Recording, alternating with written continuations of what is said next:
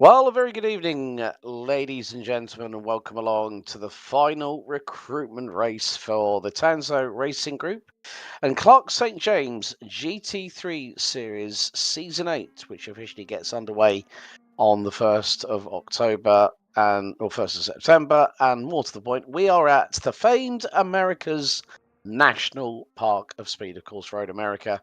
The just over 4 miles, 14 turn circuit is going to provide some interesting GT3 action over the next 90 minutes or so.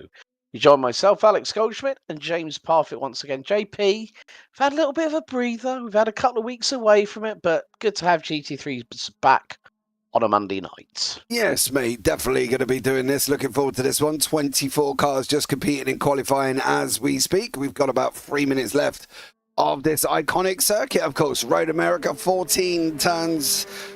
The long moraine sweep down into turn 5. And, of course, we've got the start-finish straight, which is longer than my high street. So, you know, it's going to be an interesting one.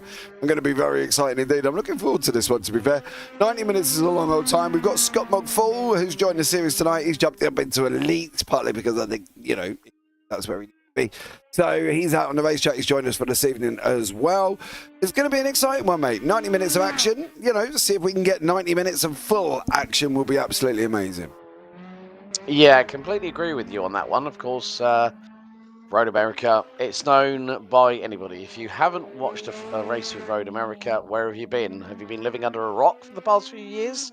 Who knows? But we're going to see speeds of around about 170 plus miles an hour in these wonderful GT3 machines. We're here with the Upshift Esports number 17 Corvette of James Moore, Season 7 AM champion. And, well, we've got a few other drivers. Jared Love has made his return back in the number 23 DC Motorsport Mercedes. Of course, has switched from the good old Stang that he ran for the last 2 seasons. But Scott McFall leads the way on a 2-minute 3.281. Andy White, Peter Duke and Harry Price, Jared Love and Tim Reed and Hayden Young ran at your top 7, covered by about 1.25 seconds. Leading AM, it's Mr. Zoomies. Joseph Lopez leads the way, 13th overall on the best effort of a 2-minute 5.443. And as I say that, our sole Norwegian Viking in the field, Sindre Johansson, the Ford Mustang, has just put in a belter of a lap time, 2-minute 5.815, puts him just over a 10th behind Joseph. Mark Wesley and Scott Kostrich round out the top 4 in the, well, as I say, that Scott Kostrich goes top of the AM class and goes P12. Yeah, some great runs there from Scott Kostrick and Sindre Johansson. Wayne Douglas is out on the racetrack at the moment as well. We've got a couple of people coming towards the end of their lap. James Vardigans is sitting down in 23rd at the moment. He's looking to make an improvement and coming into Canada Corner before we go on the run through to turn 13 and, well, 13 A and B. As well. So, yeah, great action coming up. Looking forward to this. Going to see how these all cope with this. Harry Seven's got a fastest sector there on the racetrack as well, as Vardigans is going to come up that run to the line. Yeah, and not too dissimilar than the Algarve circuit at Portimao. It has this little incline coming out of the final corner. It's a long run down a little bit of a descent, and then into the hard braking zone. Into T1, we're into the final 15 seconds of the qualifying session, and James Vardigans pulls to the right-hand side on the exit of pit lane and calls time on his session. Here comes Mr. Duke, Peter Duke, goes up to P3 ahead of Harry Hartley Price. So good run there by the number 177, but it is Scott McFall that, well, in an alien-esque fashion, or elitist fashion, however you want to put it, puts it on pole position for this last recruitment race out of 4 that we've had over the past 5 weeks. So let's take you through your starting grid, ladies and gentlemen. After the warm-up. Yes, the warm-up. Sorry, I forget that. You're not the only one, dude. Not the only one. Not the only one. The warm-up after quality. I've had one of those travel days today, 4.5 hours coming back from Heathrow Terminal 5, folks. And it should have been 2.5 hours. M25 variable speed limit. I think I got as far. Well, no, I didn't even. I just about got onto the A12, and yeah, it was fine for about 3 miles, and then 40Q reported blocked lane and congestion, stay in lane. The usual shenanigans you get on the good old motorway systems here in the United Kingdom. Everything else, where I was this weekend, was absolutely fine. The M25, that fabulous piece of road that's been extended and done, and all this other falafel that they've done to it, and it still don't work properly. It's like a sink that will never unblock properly. Yeah, it's just one of them things, isn't it? It's just a road that cannot cope with what goes on onto it, and just ends up shocking. If anybody's in the UK, you'll know the M25, you know what I'm talking about, but other than that, yeah, there ain't a lot of motorways that work properly. Saying that, the M3's not too bad, down to the A3, so that's not a bad side if you're heading down southwest, of course. However, you do hit traffic if you get the Stonehenge. Yeah, that's true. I did actually go past. I've only gone past Stonehenge once or twice, and I think it must have been at time. I think one was at 9 o'clock at night, so hardly anybody about, and then the other one was like 7 in the morning, where I was just like thinking, okay, brace yourself. So yeah, it can be the case that sometimes these things do happen where you go, oh yes, we'll go there. And then you realise it's going to take you 3 to 4 times as long as it would do. But we'll leave it at that. Absolutely. If you are having troubles with the stream, let me know, please, as well, because apparently some people are reporting buffering. Not quite sure what the situation is. I will try and deal with it in the background. But yeah, I mean, I was going to ask, have we had any further news on some of the remaining calendar dates? I know that we're going to be running from, I think it's September 1st to, I think it's the penultimate Monday in October. So we're going to have a pretty lengthy calendar for this season, wouldn't you say, mate? Yeah, absolutely. There was talk.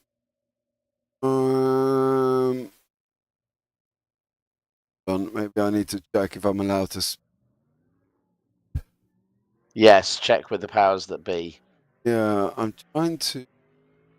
Me and Sean have had lots of conversations in the last few recruitment series coming up. So we have been chatting. We go till the 20th of October. That's it at the moment. I can give you, obviously, I think the first 3 tracks are sorted out, but I am waiting for final confirmation of the others. So I just want to... Okay, well, we'll wait for the powers that be to give you the thumbs up. And if he says, okay, here's the calendar list, then we will provide you with the information. If not, folks, don't worry. On September 1st, we should, hopefully, fingers crossed, touch wood, nudge, nudge, wink, wink, say no more, have all that information to hand if it is available. If we're able to provide some of the calendar dates, then great. Or some of the calendar locations. But hopefully they will all be good and conducive towards the format that we've been running here so far, to be completely truthful, which will be a 90-minute enduro. Now, one of the things that we have noticed with these 90-minute races here, James, is the fact that every single driver has had to make 2 stops. And that is going to be a theme that's going to lead into what we will see for Season 8 coming up. Yeah, that's the thing. I've just noticed there is actually a post in the Discord with the track list. So I'm going to presume that that track list is able to be spoken about as it is out there ready. Right. So, as far as I'm aware, it's there, but the grid's on your screen. Okay, so for the 4th and final recruitment race, here's your grid. It's Scott McFall and Andy White on the front row of the grid. Peter Duke and Harry Hartley-Price round out row 2. It's then Jared Love and Adam Hansen on row 3. Row 4 is going to be Tim Reed and Hayden Young. Wayne Douglas and Craig Corish round out the top 10. Tim Cullimore and Am Polesitter Scott Kostrich round out row 6. Mark Wesley and Sam Berry, row 7. Joseph Lopez, Mr. Zoomies, versus our local Viking, Sindre Johansson from Norway, round out row 8. Sean Clark and James Moore, row 9. Simon Nelthorpe and Harry 7 round out the top 20. Dave Collier, Mark Osier, James Vardigans and Jay Rooney. Now, Jay Rooney did set a lap time in qualifying, but it looks like there were more than likely he's not showing up on the grid at the moment, so we could right, there we go, all 24 drivers have come up. We will hopefully get a word with Sean a little bit later on, and if we can get the okay on air, we will tell you the calendar, because I don't want to incur his wrath as much as anybody else would like me to do. Right, James? Yeah, I'd rather not get in trouble, but I think because it's in the Discord, we should be all right. Okay, well, we'll talk about that. If I end up in the steward's room, I end up in the steward's room. So just go for it, and then we'll see what goes on after. Let's get the race underway, and we'll talk about it a little bit later on when we get into the mid part of the race itself after the first line of pit stops. So it is going to be a very, very interesting race. Of course, high speeds, 165 plus miles an hour.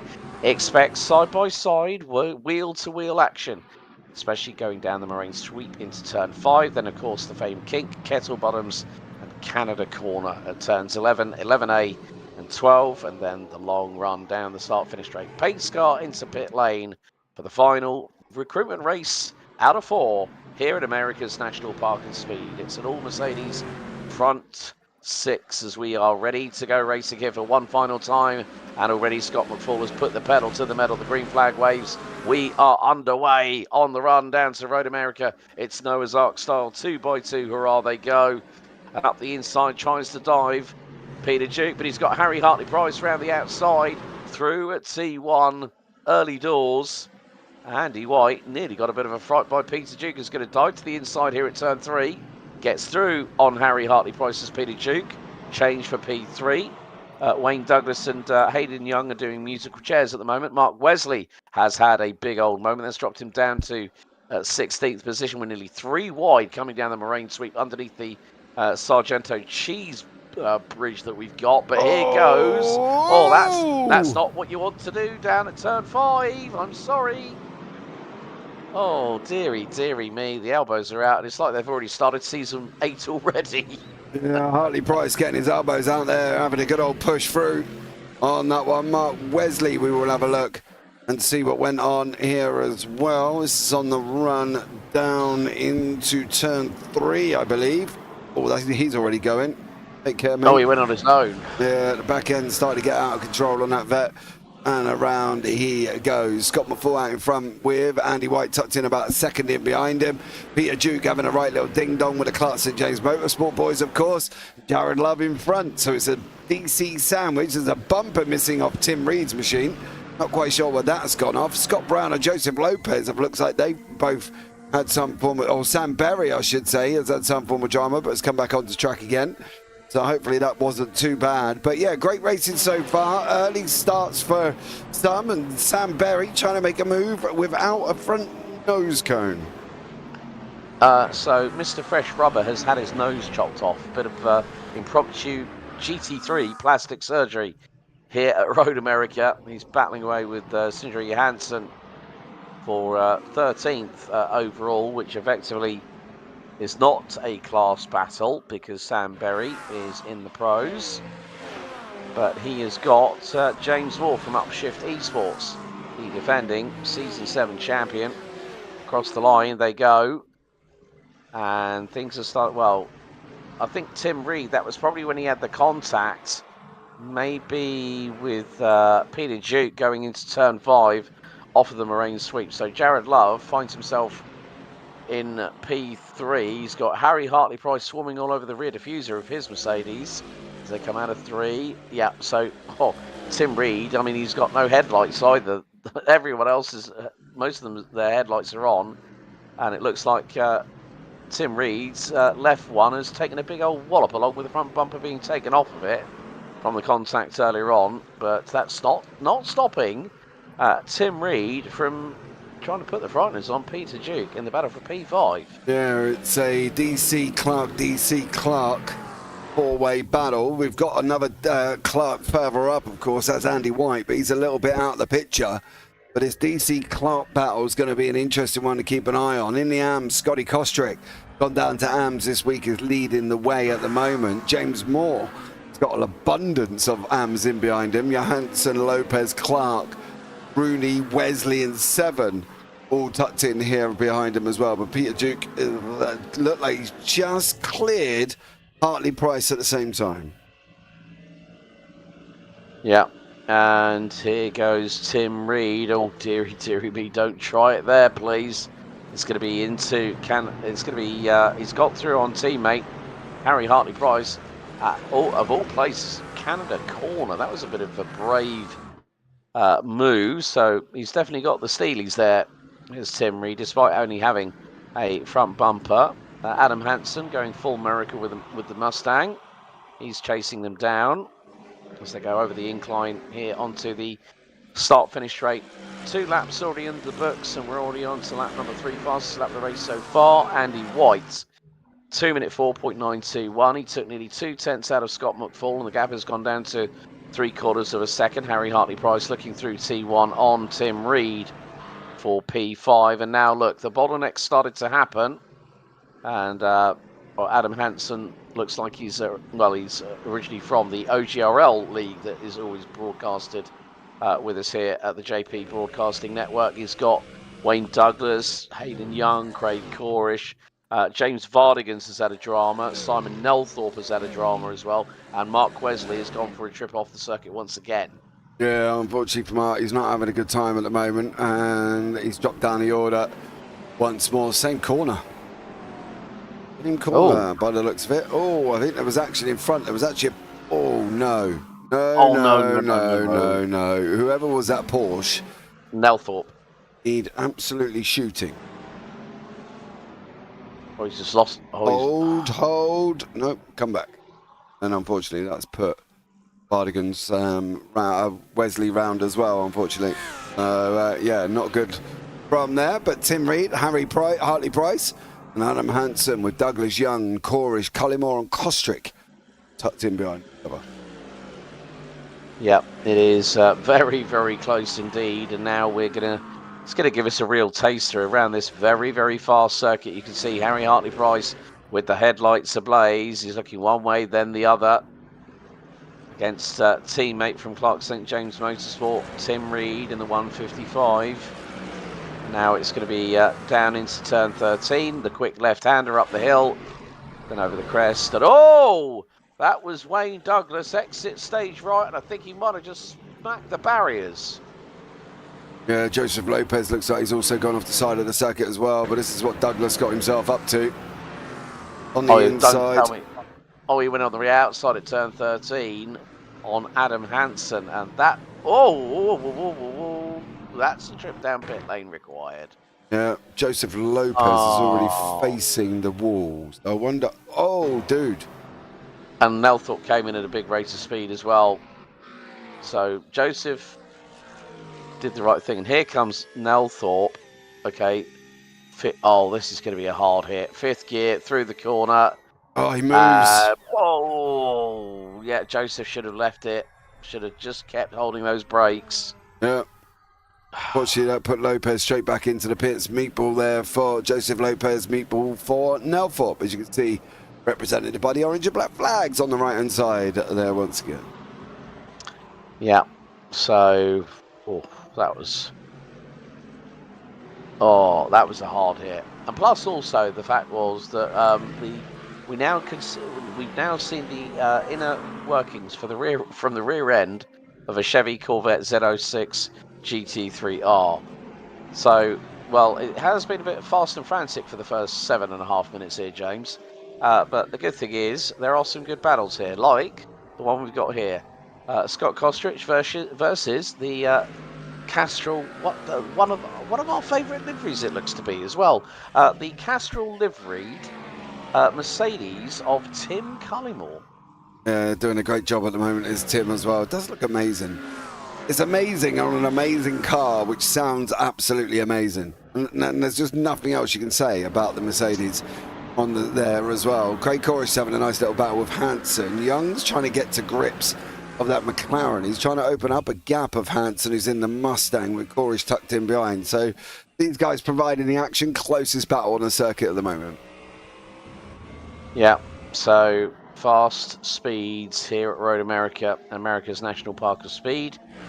Really, really wonderful track. Hosts a variety of different series.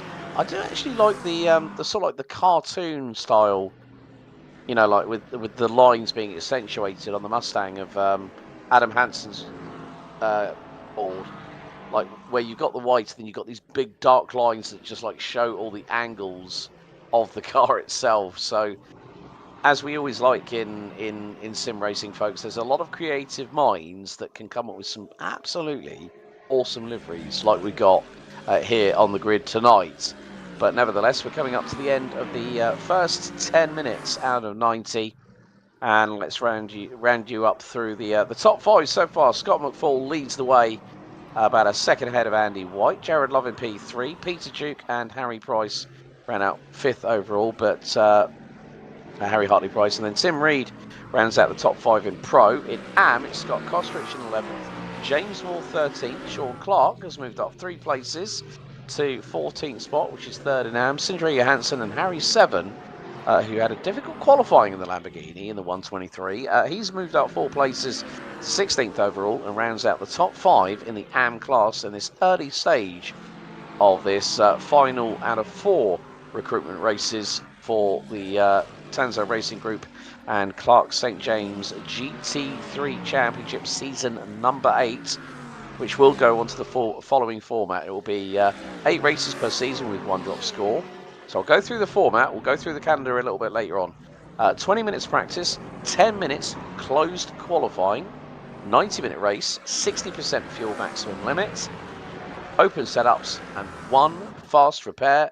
Penalty every 20x incident points. So that is the main race format details that you people will want to know out there. If you do want to join this league, there's still an opportunity to do so. Links are in the description down below, so get yourselves on board. Yeah, coming up with some fun and sit here for 90 minutes as well. I'm aware that apparently the buffering is still happening, but I'm also been told it's going on all across YouTube at the moment. So it isn't my issue. It seems to be a YouTube issue. And I can concur on that one because I've checked multiple live streams as well. So, yeah, it is a YouTube-wide problem, folks. So not from our end. But for those that are bearing with it and sticking with us, thank you for joining us at the moment. But you can see there that with that front bumper missing on Tim Reed's car, he is being closed in, hand over fist. The aero efficiency on the front of that Mercedes, that is going to be absolutely understeering like a pig. You can see how he exited turn number 5 after the marine sweep. Tried to turn in the car. The car was wanting to turn right rather than turning left. And he clipped the grass coming out and kicked up the dust at the same time. Yeah, absolutely. Wants to be a little bit careful keeping that car on the racetrack, of course. He doesn't spitting up dust at any point. There's enough of it on. Look at the kitty litter spread across the track. That's not going to be helping them on the carousel, which is obviously quite a not a high speed corner, but a corner that you've got to be relatively careful on. You've got to feather the throttle all the way around and wait to be able to apply the throttle because you don't want to be doing it too early. And if there's kitty litter spread across it as well, it's definitely going to cause you a problem.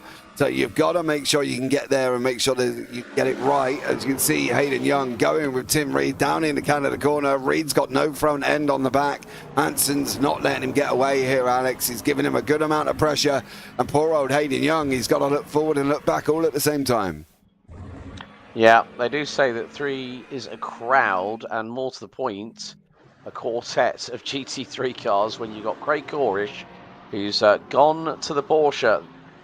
A car that he knows very, very well, and has been able to get some good results over the past couple of seasons with that vehicle. He could really start factoring into this, depending on how wide Tim Reed wants to make the back of that Mercedes-AMG GT3. Is it going to be as wide as an articulated lorry? Well, we're going to find out over the next few minutes, but Hayden Young, he is pushing more than 10 tenths. He's trying to get through for the earliest opportunity as they go through turn number 3. Now it's through this complex out the moraine sweep underneath the bridge. So slight bump in the road, and then Hayden Young is going to the outside. He's going to try the crisscross here, or would he go for the Hail Mary? No, he's going to dive to the inside. Hayden Young, he's going to be late on the brakes though, and Tim Reed still goes right. Kind of thought that might happen and planned ahead. Yeah, and just undercut him there as well. It's a great feeling when you watch somebody going deep and you're in there, and it's just like, off you go, son. I'll just nip underneath you. So, you know what I mean? It's always a great feeling when that happens at the same time, to be fair. Yep. And again, the scramble happens. Craig Corish has joined the quartet, the trio in front of him. And no matter what Hayden Young is trying to do, you can see that Adam Hansen's being a little bit more strategic with where he's placing the car. Craig Corish is chomping at the bit like a petulant child wanting to go on a swing in the playground at the moment as they go through the kink. Now this is 150 plus miles an hour. Right, you got to get your big boy pants on, gentlemen, and let's see what happens going through into Canada Corner.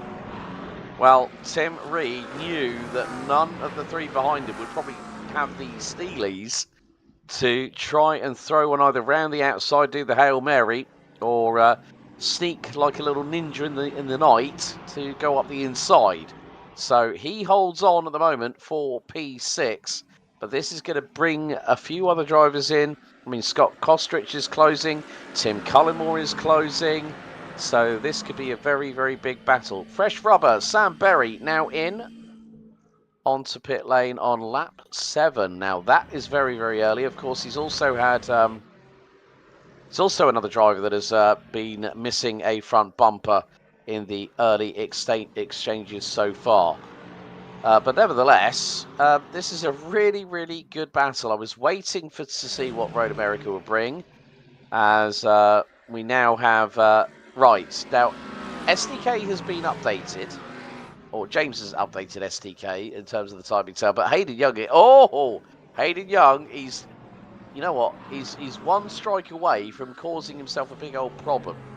Now, there is the yellow flag alongside Mr. White's name on the timing tail, well, there was, but it's basically for a slowdown. So what we've got, so if we have a disconnect, it'll be a white cross on a black background, but we'll have black flags, we'll have the meatball flag, and then slow down penalty is shown by a yellow flag on the right hand side of the timing tower. Just for future reference for you folks out there. So if they do get you, but whoa, this is going to get a bit too close for comfort. Hayden Young to the outside. He was swapping paint with Tim Reed. Tim Reed said, "No, you don't, Sonny Jim." And now it's all kicking off. Look, again, it's going to be a big old peloton. Adam Hansen wants to try and see if he can get through on Hayden Young, but you're not going to do it at Canada Corner. But now, again, Tim Reed has just gone, yep, elbows out, try and get past me, boys. I might have a bit of an understeery wagon, but you got to do what you can to try and get past me. I won't make it easy.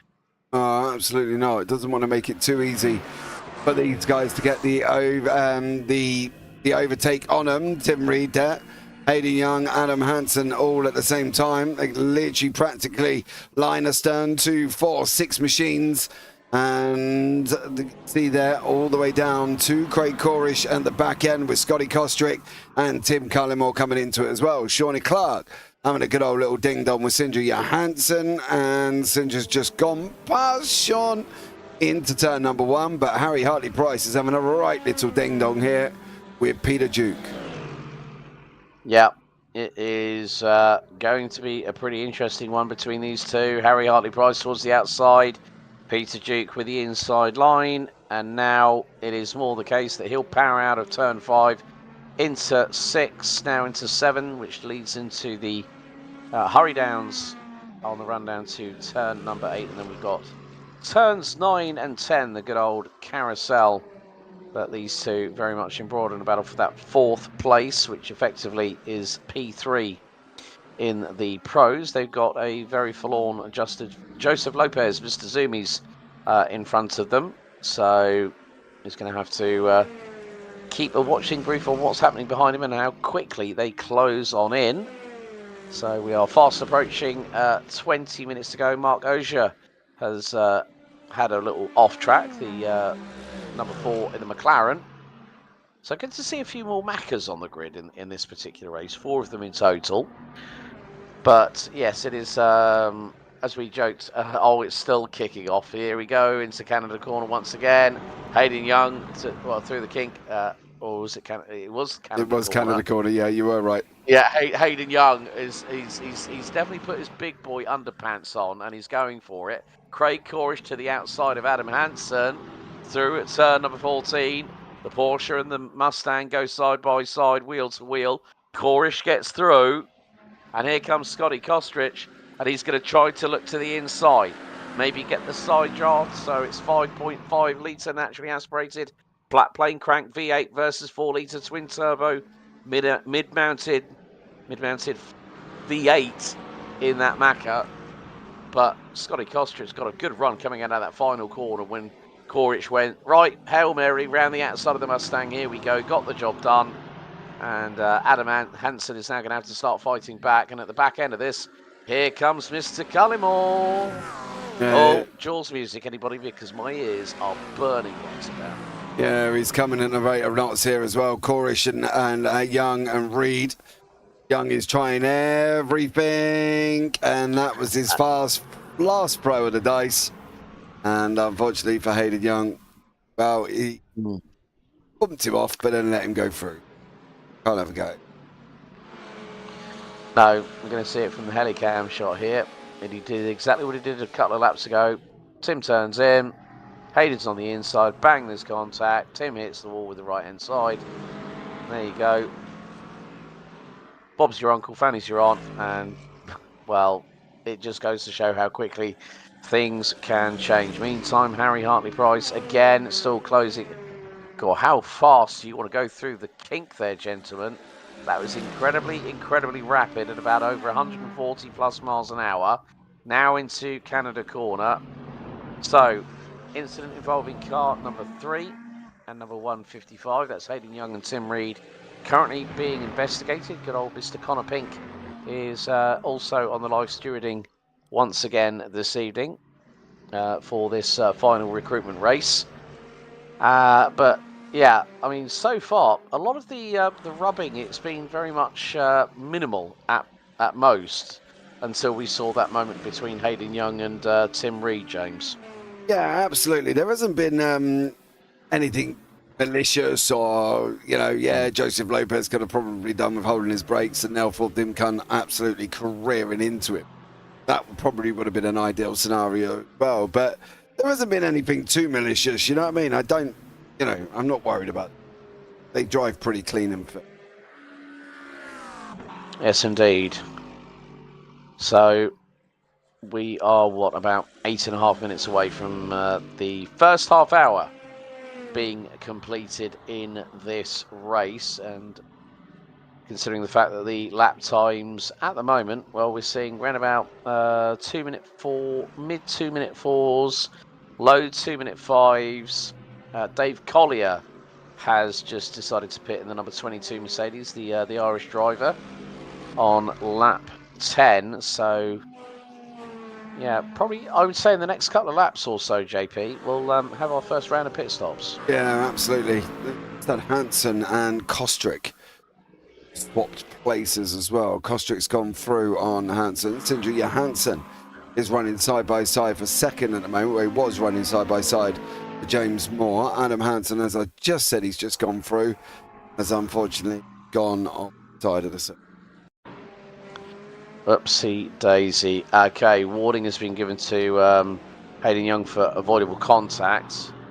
Oh, too many beans on the loud pedal, I'm afraid, on the right-hand side of that footwell. on that sim rig, and Adam Hansen, well, was running in the top 10, now finds himself way back from this man here, Mr. Sean Clark, who's always a pleasure to have a chat with him whenever we get the opportunity. He's also been improving season after season. Harry Hartley-Price looks to be the first of the leaders to actually come in for a pit stop. Of course, they can fill to a maximum of 60% of the fuel tank capacity. So it means that the pit stops have to, in some ways, folks, be enforced. Sindre Johansson, our Norwegian Viking, doing a pretty good job. He's closing in on James Moore from Upshift Esports. So Corvette, it's Murica versus Murica. It's Corvette versus Mustang. Now, how is this one going to play out? Johansson nearly dives to the inside, decides to back out of it, and Moore just flings the car in, turns it right, and the Corvette just sticks to the tarmac. Yeah, absolutely great job there as well. James Moore doing a stunning run there with Sindre Johansson in behind, and they are the closest battle on the racetrack. Hartley-Price is in and out of pit lane. Mark Ossier's just come in. Baz is not happy. He didn't get home in time to race, so he sat there on the YouTube stream. Let us know if it's all right now, Baz, as well, because we did have severe buffering on a YouTube issue. Nothing to do with me on that one. So there we go. But hopefully it's all seemed to have settled down a little bit now as well. But Johansson pushing on the back of Moore up to the run up into turn 6. It'll be interesting to see where these pit stops lie. Harry 7 is out at the moment, and it is why. Okay, so the Lamborghini into turn 1. Grass, curbing, loud pedal, all 3, and then round. There she goes. She goes. That is more of a, I got the bloody ump, and I'm taking my steering wheel and I'm going home. Harry 7. I've thrown me Teddy out the pram. Sorry. See you later. I've chucked the Teddy out the rig and I'm going home. And that's it. Harry's obviously clearly not had a good time at Road America here. Sindre Johansson, James Moore. Johansson tries to tighten it up, loses speed on the exit. Better than it was mostly, still happening, but mostly so good. All right, mate, cheers for that. It did seem to have settled down a minute ago, but now it's back up again as Clark comes in behind these guys in the Porsche, of course. Tim Reed now pits. And Sean Clark does as well. So we are starting to see those pit stops come in. But I think with here at Road America, there's that little bit more of the slipstream element happening, which means that there might be a little bit more fuel saving going on that is more than meets the eyes, so to speak. Yeah, I think they're able to here as well if they're in behind anybody. But the problem is at the moment, apart from Johansson and Hansen, say that when you. Oh dear! You can't. There's nobody else really close enough to save fuel unless they're lifting and coasting going into corners. So you know, from my point of view, I think it's going to be very, very tough. They'll have to do some severe lifting and coasting. As we jump on board with Scott McFall, see what you're up to going in. Down to the corner because you'll start lifting about now. No. There you go. Scott McFall isn't doing it, so I don't expect anybody else maybe to have a go. Apart from Tim Cullimore, who's having a right old battle with Scotty Kostrick. Yeah, and this is the battle for on the road at 6th position. Of course, we've had our first set of pit stops. Harry Hartley-Price, 21.4 seconds. Tim Reed, 22.63. Sean Clark, 22.28. Then Mark Ozier, 24.0. Mark Wesley, 24.8. So it's going to be interesting to see how the pit stops in terms of, and this is not including transfer times, folks. So that does not include you know, slamming on the brakes, getting it down to the pit lane speed limit, hitting the limiter, and then going down the pit lane, getting on your marks, get your pit stop done, then off the jacks, down onto the ground, and back out of pit lane. So it's one of the shorter pit lanes that we actually have on the iRacing service. So Transfer times will not be that much in comparison, so probably maybe 40, 45 seconds, give or take, total, including transfer time, wouldn't you say, JP? Yeah, I think so. It's going to be an interesting one because the times are going to be over a minute in pit lane. That's obvious, just due to the... Blimey. Just due to how long the pit lane is. It's a slow climb up Road America, you know, and that's the problem. Where it's just so long, it takes absolutely blinking ages to get anywhere. And next time one of these jumps in, I'll try and pick up and show you how long it actually is, because it's an age, mate. It is literally an age. You go in summer and you come out and it's winter. You know what I mean? You've been in that. You're in there that long. The change of the seasons, as they would say. Yeah, absolutely. It's nuts. It really is nuts. But, you know, this is what makes this track so interesting. And for Tim Cullimore at the moment, him and Scotty Kostrick are making it even more exciting. It's lost 7, Collier, Rooney, Douglas and Nelthorpe. Yeah, so that is 5 out of the 24 starters. So we're down to 19 in total. The last one being good old Mr. Zoomies, Mr. Joseph Lopez, whose Corvette has had more than its rearrangement of front and rear ends, to say the very, very least. But yeah, Tim Cullimore doing a really, really good job keeping Scotty Kostrick honest, and they've got, funnily enough, they've got Mr. Zoomies, who's keeping out of the way, staying to the right-hand side. Now, there's Craig Corish going into pit lane from 6th spot, or from 5th. So Scott Kostrick goes up to P5, Tim Cullimore P6, and Sindri Johansson's gone in. So we are going to see, we are getting on to the 30-minute mark. So what does this mean? The top 8 so far yet to dive into pit lane at this moment. James Vardigans has kept out quite a lengthy time in the 06 Corvette, and he's currently P4 in the Amazon, 13th overall. So we are getting to that stage where it could be lap 15, it could be lap 16. It could be dependent on how drivers have been able to manage the fuel and the tyres. Of course, tyres will go for an hour, but they will be falling off the edge of a cliff by the end of the second stint. So drivers will probably more than likely go, right, well, yeah, I've got to fuel it, but I've got to put a new set of boots on this thing, because otherwise I won't make it to the end. But we have seen it where some drivers have done the alternative strategy to that, JP. Yeah, that's the thing. I think we sit here every week during this recruitment race, and we watch loads of different variables of what's happening on the racetrack, right? And it could be from anything from somebody pitting early to some. You know, you've got to pit twice, regardless, for this hour and 30 minutes. You don't get to the end. So it's probably easier sitting there.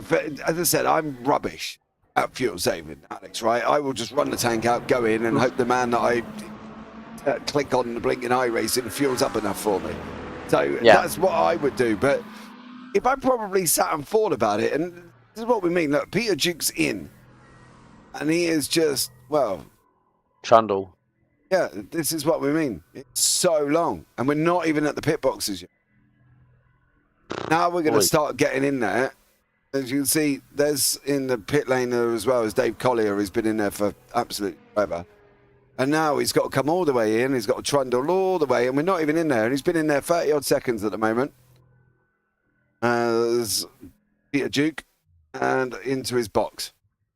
And that's what we mean. It just takes absolutely ages to get in there. So, you know, these guys are going to have to plan that into this run as well. Vardigan's was having a right little ding-dong with Ossier then, briefly. Johnny Clark had a yellow flag there. Vardigans sits in 16th and 17th. Battle for 5th and 6th in class. Peter Duke's in, Hanson's in, Moore's in. Hartley Price should... Going to clear Duke on the exit. There we go. Yeah. Clear Peter Duke on. Yeah, and Peter Duke was on his marks in the pit lane for over 4 seconds more than Harry Hartley Price. So that just goes to show how quickly things can change if you don't get off your marks in the pit stop very, very quickly. That's the thing. There's not a lot you can actually do about the pit lane. You've got to go in it, so you might as well make the most of while you're in it. Dan Berry and Peter Duke having a nice little ding dong on the exit there. Sam's definitely been in pit lanes. He's got a new nose coming back on again. Yeah, so it's about a minute or so, approximately, for the pit stops, because you, as you said, you've got that long run. Andy White and Jared Love now in pit lane as Mr. Fresh Rubber. Oh no! Oh, they've come together, and Berry is around and in the kitty litter. So you can see here, Berry gets a good run coming out of the corner. He's side by. Oh no, this is going into turn 6. Oh, something's got to give, and it's. I can't work out who did what there. I can't Right, work out if one. Well, I think the thing is that Sam's trying to go. Oh, they both. Well, yeah. Well, I think it's 2 of one and 500 of the other. But the thing was, Sam was trying to turn right in order to sweep in to turn 6, and Peter turned in when he was halfway. When Sam was actually halfway, half a car length in front of him. So, I think it depends on how Connor Pink. Yeah, there we go. Straight away. Yeah, under investigation. Yes. I don't know about that. I don't think that's because one was still moving. Oh yeah. One way. One was going one way. One was going the other. I don't really know. Obviously, we don't have I ain't got time to sit there and look at every shot. Otherwise, I would be here for a while. Sean Clark, however, is there having a nice little battle with Mr. Moore. Moore does go through. Yeah, it's sort of. Yeah, we could sit here and talk quite a long time about it, but then one of us, well, whether someone will be told, "Oh, are you sitting on the fence on that one?" No, because you get splinters if you bum in your bum if you do that. We've had that conversation, you and I, many a time over many a broadcast. Generally, because you're the one sitting on the fence, Mr. I don't Goldschmidt. anymore. No, I don't anymore. But that incident to me, it's difficult to. Because one was doing one thing, one was doing another, so we'll leave it to Mr. Pink to make the decision on that one. Yeah, so, that's it. Leave it to Connor. If it all goes wrong, they can all blame Connor. It's fine. Nothing to do with me or you.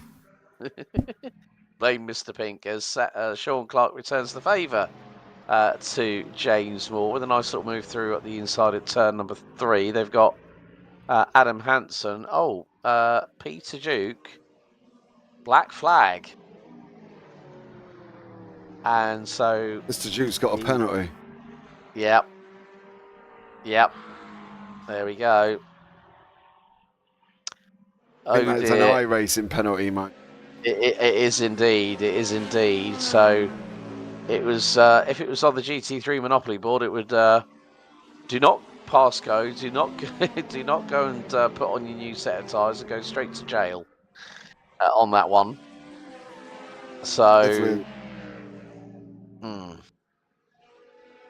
That's a long. Oh, he's been in there for. Well, he's had the 30 seconds going into the pit box. He's been on his marks now for a minute and a quarter.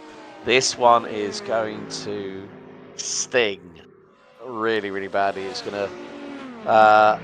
It's not what you want to have happen, but it is what it is. As we run on board with the number 17 Corvette of James Moore from Upshift Esports, trying to close in on the Porsche 992 GT3R of a certain Mr. Sean Clark, the man formerly known as Shawnee.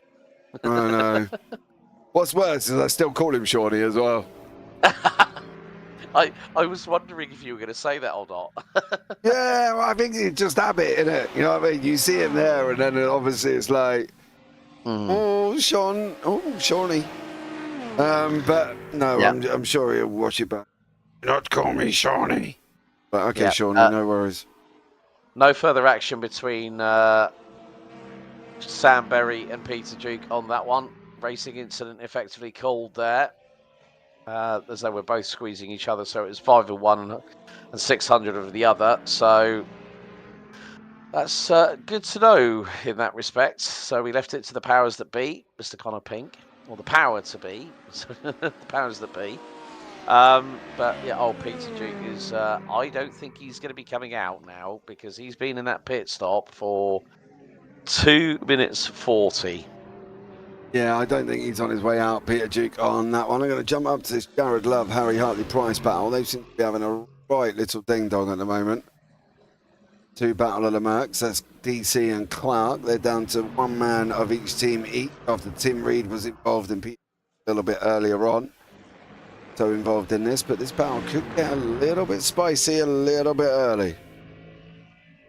Yeah, but in the meantime, Scott McFall has got a lead of 10.5 seconds. We're now 38.5 minutes into this race. So you got this battle here. You got Tim Reed versus Sam Berry. That's a close one, along with Adam Hansen and James Moore. So 3 battles that are within 0.6 of a second of each rivaling driver. So through into turn 1. If Harry Hartley Price had turned that steering wheel any harder, that back end would have been around quicker than the front. Yeah, got to be a little bit careful. Got to be a little bit careful because the Merc, you know. Oh, another black flag. Sam Berry. Oh, I think these could be drive-through black flags. I'm not going to click now. I want to let these guys get through turn 5 side by side. Harry Price cannot clear Jared Love. Sam Berry, black flag, number 10. Go. Good boy. The trundle of shame down the pit lane, as we like to say here, between the pair of us. But yeah, no, it just goes to show how quickly things can be turned on its head. So yeah, he's hit the 20x limit, and so bing, drive through. And if it's another 20, another drive through. I'm trying to remember before we started these recruitment races, I think we've only seen it a couple of times, haven't we, where drivers have on the occasion overstepped that first mark and then gone, yeah, you've got a drive-through penalty. And then we've only had it once or twice where someone has actually suffered 2 drive-through penalties in the same race. Meantime, Harry Hartley Price trying to put the frighteners up the Scotsman, Mr. Jared Love. And they are making their way through into turn number 13. Now into turn 14. Can Mr. Harry Hartley Price get a good exit coming out of turn number 14? Runs a little bit wide in the outside curbing coming out of the final corner. Gap now 3/10. As they come over the crest, it is going to start to close. Less than 3/10. 2.5 I think he needs to be about 2/10 behind Jared Love in order to facilitate an overtake into turn 1. Yeah, I think it's going to be that 2.5 temp gap. We've talked about it quite a lot this season, and they need to be within that 2.5 temp gap. And at the end of the day, for him, he's going to have to try and get there. You know, he's coming into 2.9 at the moment, 6.5. I don't think he's going to get that run down here. Got the drop down the left-hander, but they are going to start braking very, very shortly at the end of the curbing. There you go, on the brakes. Oh, he's squirrely. Didn't get the overtake done there either, but he's got to be closer. He was trying to do his best Hayden Young impersonation there, but the Mercedes was not as compliant, let's say, at all. I think with the McLaren's really, really good under directional change, and if you want to do like the old Nigel Mansell dummies like Nigel used to do in his days in Formula 1 until 1992, you've got to have a car that's got to be really, really compliant with you. But if your open setup is a little bit on the limit where you think, oh yeah, I could probably get that done, and then you try and find out and you find out the hard way and then it goes horribly wrong, or you feel that it's not quite as it should be, and then you just go, I'm not going to risk it because otherwise I'm just going to make myself look like a fool in the process. Absolutely. And this is the thing. It's always that risk versus reward. And you can see these guys going at it. And I can only see this guy that's going one way. Because black flag car number 22 is fine. I think these guys will race each other that hard that they're both going to end up in the sand. Yes. I completely concur with you on that statement. Mm. But this time, Harry Hartley-Price is a lot closer. Right, that's more like it. 10th and a half across the line. Right, where's he going to put this car? Love covers off by taking the inside line. Price to the outside. Oh, this is going to be very, very close indeed, but he's going to run a little bit too wide. Actually, a good attempt there by Harry Hartley-Price to give it a shot. But Jared Love able to anticipate. Of course, they have battled against each other. Even if it was not in the same class back in season 6, but now when you've raced in this this series for a couple of seasons, you kind of get to understand the driving nuances of each individual that you're racing against. And through into turn 5, great exchange between the two. I have to say this, but Jared Love just having that little bit more confidence in the Mercedes underneath him, unlike Harry Hartley-Price, is like a duck. He's like calm on the surface, but paddling like heck underneath at the moment to try and get past. Yeah, they're climbing all over the back of each other. You know, they're giving each other a good old little bit of a battle, and Hartley-Price is wanting to get there. Love is just there, and he's making sure he's going to be annoying as possible, which is fine. Scottish, it's what they do. You know, they go out on the racetrack, and I've seen plenty of Scottish drivers, like Scott McFall was out in front, Jared Love and Scotty Kostrick and a few others, and they are hard to pass. They are there to make a nuisance of themselves. You know, they get that William Wallace blood flowing through their Scottish veins. The next thing you know, you ain't getting past for toffee unless you're going to end up in the gravel. And that's exactly what Love's doing. And Price has got to make it through himself. And he can't keep, you know, relying on Love to make mistakes, because Love ain't made any. No, he's made it picture perfect so far. Has the man in the number 23. Oh, Tim Reed has dropped it. Speaking of one Scotsman, another one has just hit drama. Tim Reed is off the circuit. Oh, where has it gone wrong for the 155? Back end's coming. Oh, that's on 2 wheels There on we the go. grass pump. Oh, that's the second time the front end of that 155 Mercedes has had plastic surgery inadvertently.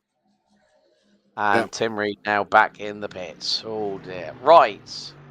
We're now at the half. We're now at the halfway point of the race. So it's McFall from White, Love and Harry Hartley-Price here on the moment. These two ran at your top 3 in Pro. Scotty Kostrick, Sidri Johansson and Sean Clark ran at your top 3 in the AMS. Shall we now, we did say that this is subject to change. Shall we mention the calendar for season 8? Yes, you can do. Right, 1st of September, Nürburgring Grand Prix circuit. Round 2, 8th of September, Okayama. Round 3, which will be on week 13, I believe, 15th of September, Road Atlanta, the home of Petit Le Mans.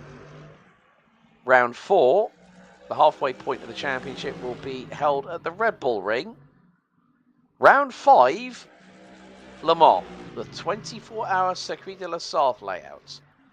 Round 6 on the 6th of October, Barcelona, Indianapolis Motor Speedway on the 13th of October, and Hockenheim Grand Prix on the 20th of October will be the final round. These tracks, however, I must add and stress, are subject to change. The other thing about the race format, folks, same car all season long. Now, the thing is, the tracks follow official iRacing officials on iRacing, except for week 13, which is round 3 on the 15th of September for Road Atlanta. So that is the calendar that we can reveal to you at this point in time. Very nice roundup of tracks there, wouldn't you say, JP? I like it. Some. Absolutely. And I think the interesting thing for me is these guys still continue to fight there. Hartley-Price trying to go on the outside of turn number 1. Can't really get the job done. He's just closing and closing and closing. And he's got to make sure he's close enough at the moment. 2.5 coming out on exit. 2.8. It's going to be very, very close. The interesting one I'm going to be looking forward to is Okayama. Because it's the only real kind of non-GP-esque kind of circuit as such. There, you know, it's short in conjunction with some of the others. Don't get me wrong, Road Atlanta's not very long, but yeah, it's going to be short laps around the Yokohama. Yeah, I mean, I had the opportunity to, well, as we're talking GT3s, Japan's top tier sports car championship, Super GT. We have the GT 500, which are like the old DTM silhouettes, and then you have GT 300, which are a combination of manufacturer GT3 cars. And I still remember Zach O'Sullivan coming out of the penultimate right-hander in the Car Guy 296 GT3 and went on the grass and nearly lost the back end and could have turned that around in qualifying. So it's the shortest circuit, formerly known as TI Circuit AIDA before it changed to becoming Okayama. So that is going to be, I think that is going to be the most dramatic race in terms of the layout of the circuit. But again, still 0.2 of a second between Jared Love and Harry Hartley Price. We are 11 minutes away from our hitting 2/3 of the timer counting down in this race. And these two have been at it like nobody's business. Scotty Kostrick and Hayden Young, the two teammates are battling for 6th and 7th behind. Well, they're about 20 seconds behind this battle here. So the two leading Maccas in both the Pro and the Am classes are battling over real estate, and they are teammates, I think, judging by the liveries those two cars have. There they are, down the start-finish straight.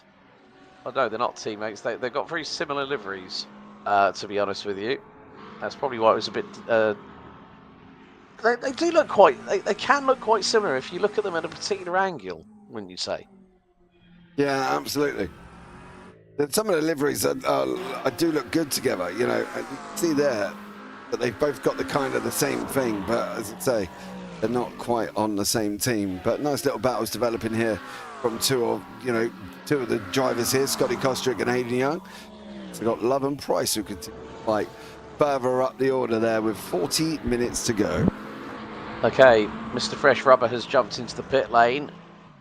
So with just under 40 minutes to go, and yeah, again we're just seeing we're seeing some possible rivalries, even if it may be not in the same class. But you know, if Scotty Kostrick goes into pro, and then him and Hayden Young battle it out for the pride of McLaren, you know, who could be McLaren's top dog in this championship. You could probably say that these two, between the pair of them, will provide us with a great season-long rivalry. Whether they are in the same class, whether they're not in the same class, they are on circuit together, and they've got a bit of a distance to catch up to a certain Mr. Craig Corish, who seems to go back to familiar haunts with the Porsche.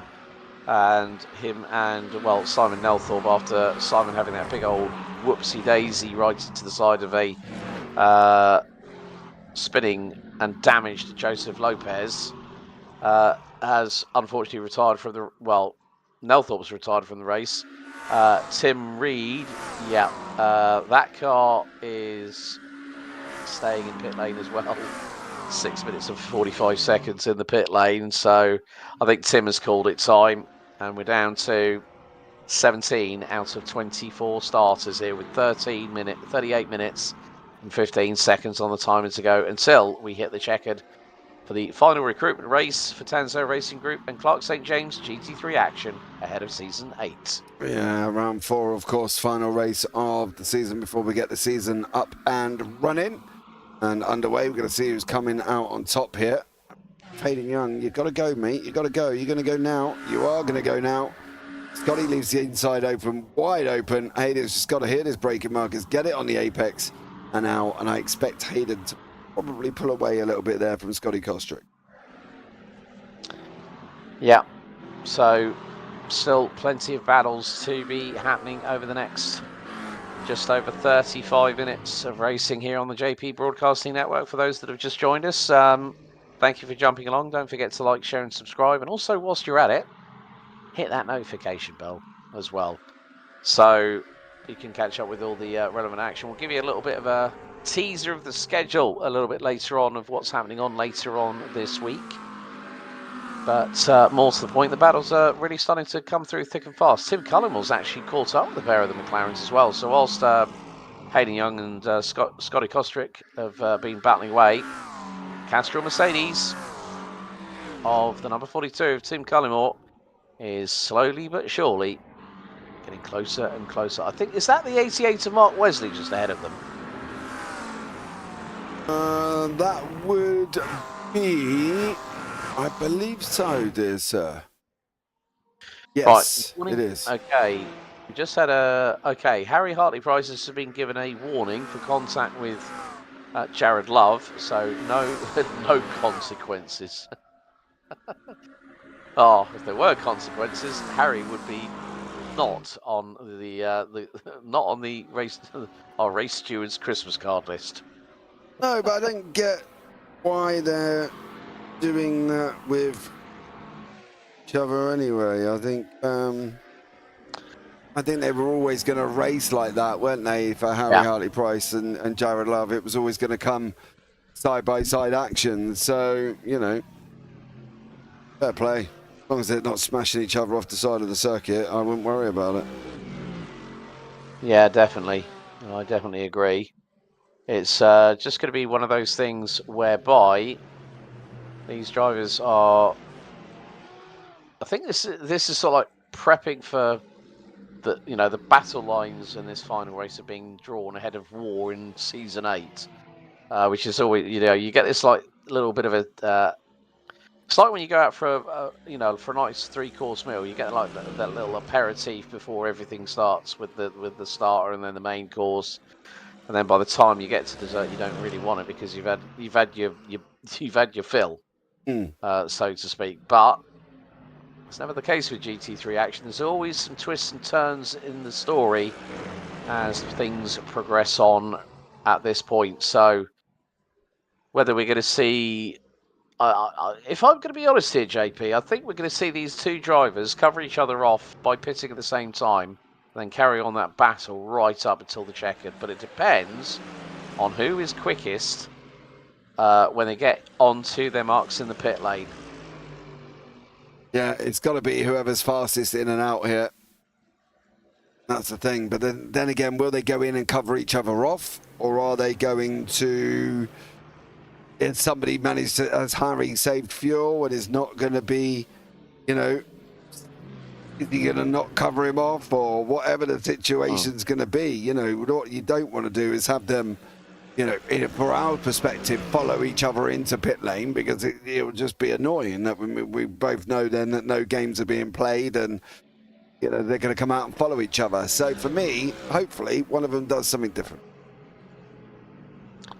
Yeah. And now the battle between Hayden Young, Scott Kostrick, and Tim Cullimore goes into within about a second and a half of them, of each other. So that is going to be a rather nice battle towards the end of this race. So we are 33.5 minutes still on the counter. So Sam Berry is still out on track. Mark Wesley, Mark Ozier, Joseph Lopez, Tim Reed, after 7.5 minutes of damage repairs, has now returned to the circuit. I think maybe Tim's just deciding, you know what, I'm gonna get some laps in. Maybe get to see how the car feels now that it's fully repaired, because he'll have had one fast repair. That would have been in the first pit stop, and now just try and see how hard he can push. I mean, okay, yes, he's 2 laps down, while Scott McFall, who we've really not seen hide nor hair of, he's 15.5 seconds up the road from Andy White, who's leading the pro class. Right, okay, final set of pit stops are going to start circulating from now, so Harry Hartley Price has jumped in. Sam Berry is going to be in again. Obviously, he's had. Did he have a black flag? Yes, he did for an incident limit. So yeah, I think now we're gonna. Oh, he's got another black flag. Oh dear, Sam. It's not going his way at the moment for Mr. Fresh Rubber in the 129 Porsche. But yeah. Huntley Price is in. Love's out. Oh, Berry's just disconnected from the server, I think, because I saw his car just literally vanish into thin air. Yeah. That's another one that's out. Black flag speeding in pit lane. 129. But it ain't going to matter. He's not here. He's gone. Right, that's it. Teddy out the pram again. I've had enough. That's it. Yeah, I'm going to tell my mummy. That's what normally happens, isn't it? I'm going to tell my mummy on you. Yeah. And then the parents start talking. Oh, don't. As a father, I can guarantee that actually happens. Yeah, I'm not a dad myself, but I know for a fact of that happening in the family. With regards to my sister and my niece, like where those kind of conversations have happened when she was younger. Always do, dear sir. They always do. There we go. Joys of parenthood. If anybody's out there, be able to vouch for it happening. Connor, of course, is a new one. He won't have to vouch for it just yet. No, just got a few years yet, Connor. A few years. And then you'll go, oh, why? And that's true, isn't it? That's 100% true. As soon as those kind of conversations happen, then it's just like, oh, here we go. Like, really? Yeah. Like, why do we need this? No, we don't need this. We don't want this. Like, what have you done? Yeah, right. What now? Why is Craig Corish out?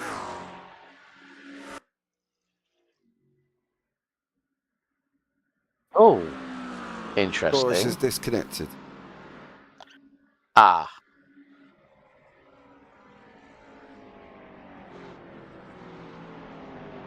Sure on that one. Well, on our little chinwag just a second ago, Colin's gone, not yet, not just yet, haha. I'm not looking forward to it though. Yep, we kind of thought that might be your response on that one, Mr. Pink. You might not have a choice though, sir. No, you definitely won't have a choice on that one. No, absolutely not. Not a lot you can do about it, I'm afraid, Connor. But welcome to parenthood. Yay, you're so lucky.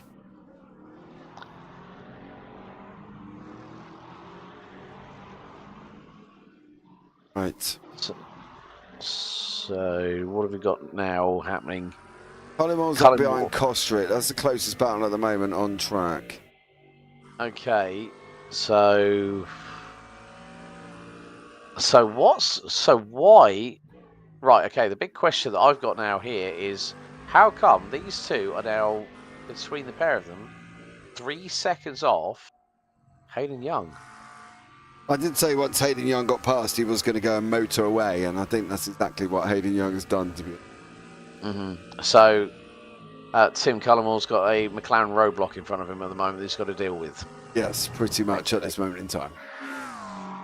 Right, let's see how long it takes for Mr. Castrol Mercedes himself, Tim Cullimore, let's see how long it takes for him to get through. Won't be a Canada corner here at turn number 12.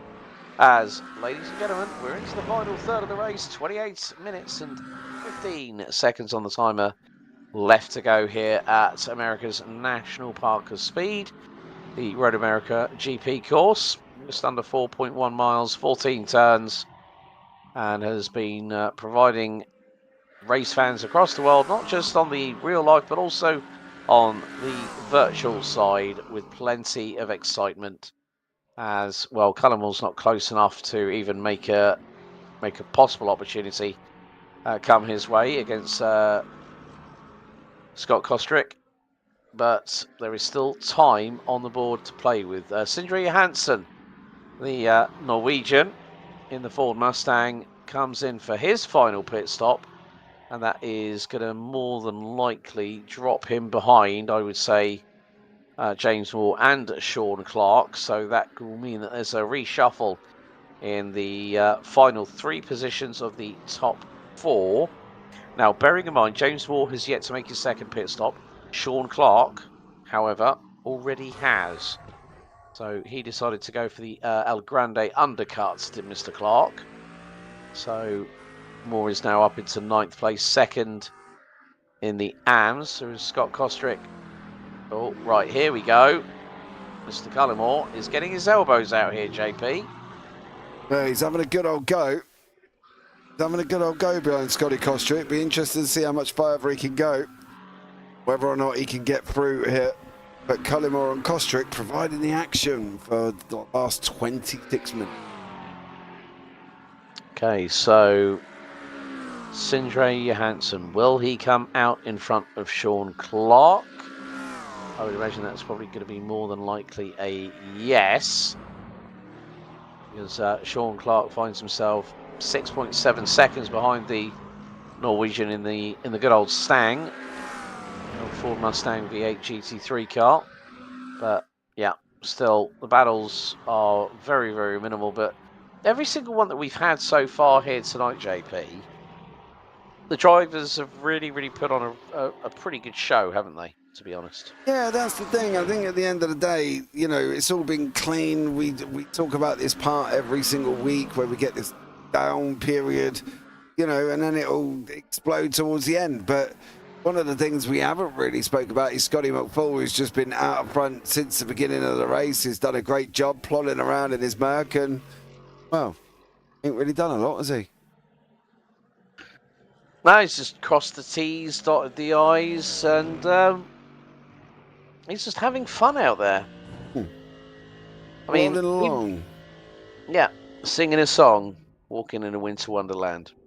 There we go. Sleigh bells ring. Yep.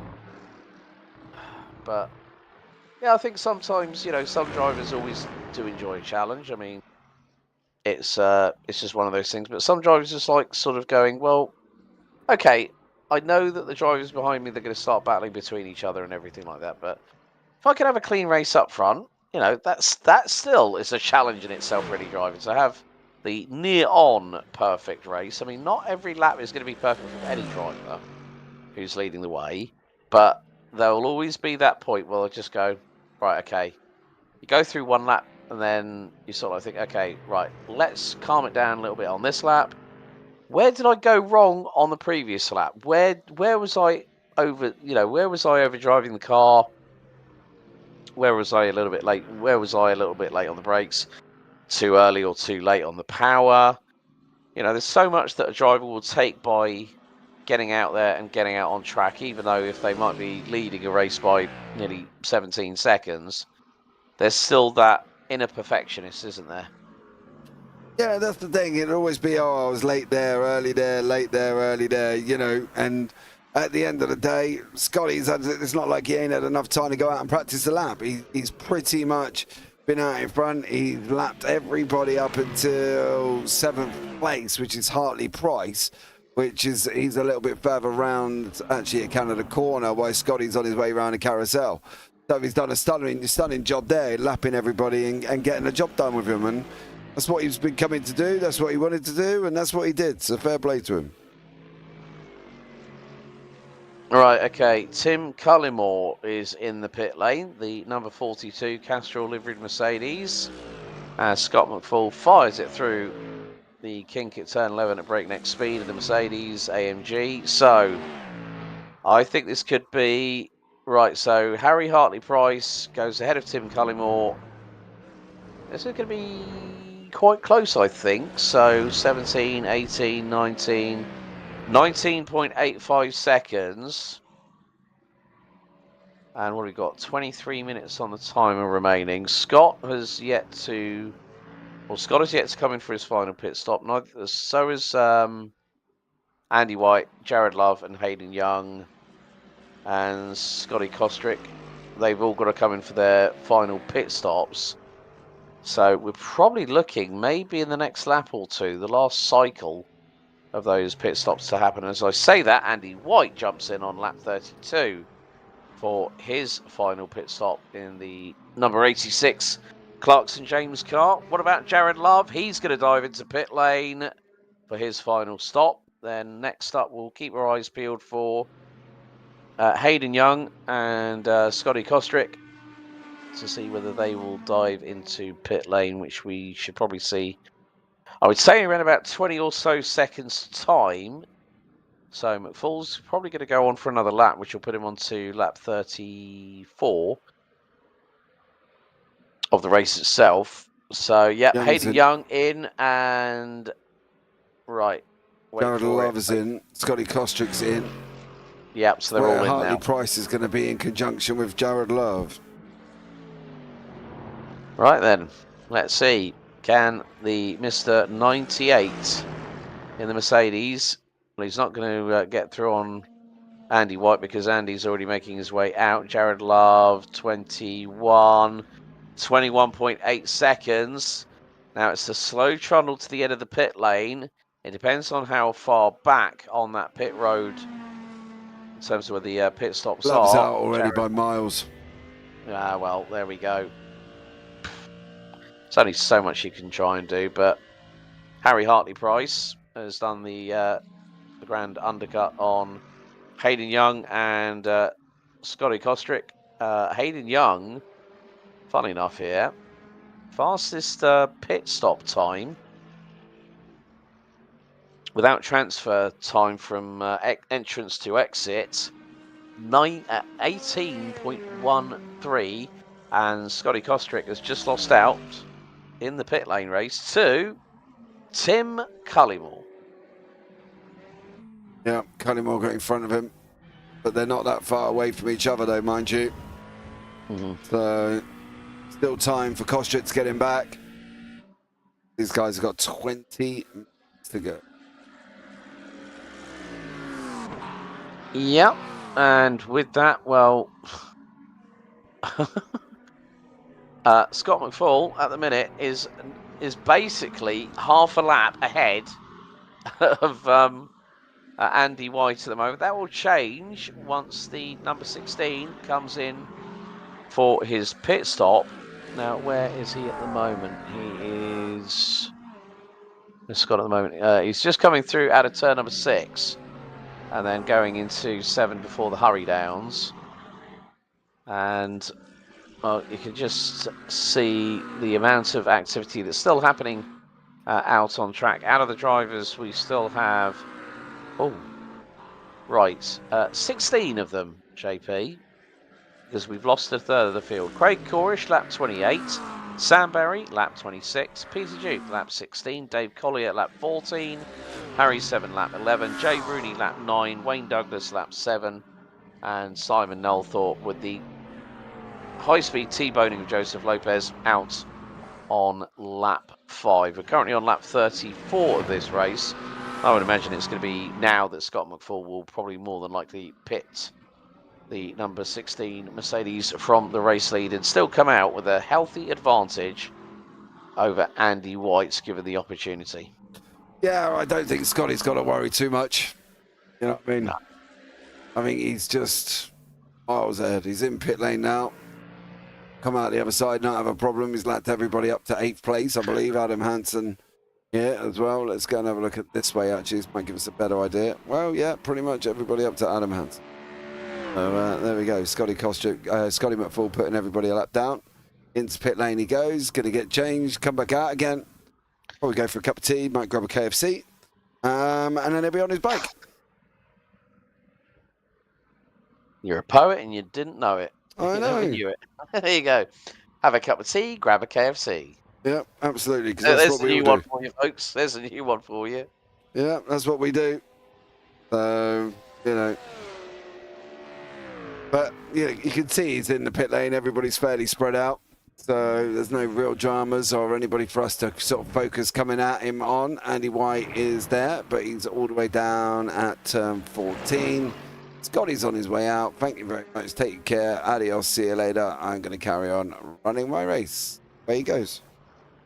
Yep. So down to the last 17.5 minutes of this race. Andy White leading the way in the pros by a comfortable margin, 20 seconds ahead of Jared Love, with Harry Hartley Price rounding out third place in the number 98 Clark St. James Motorsport Mercedes. So it's going to be a 1-3 for the team with DC Motorsport in the middle of the podium. But yeah, I mean, Andy has been also, just like Scott McFall, literally like a metronome. No faults really. Kept it on the black stuff and has not really hit any trouble. Just drove his race.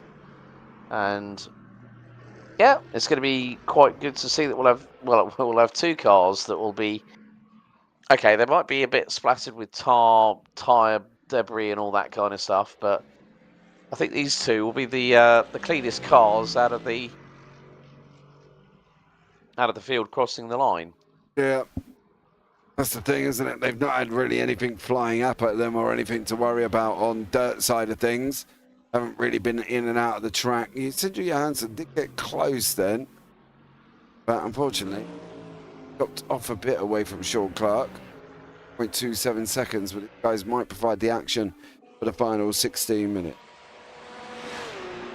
Yep, and that'll be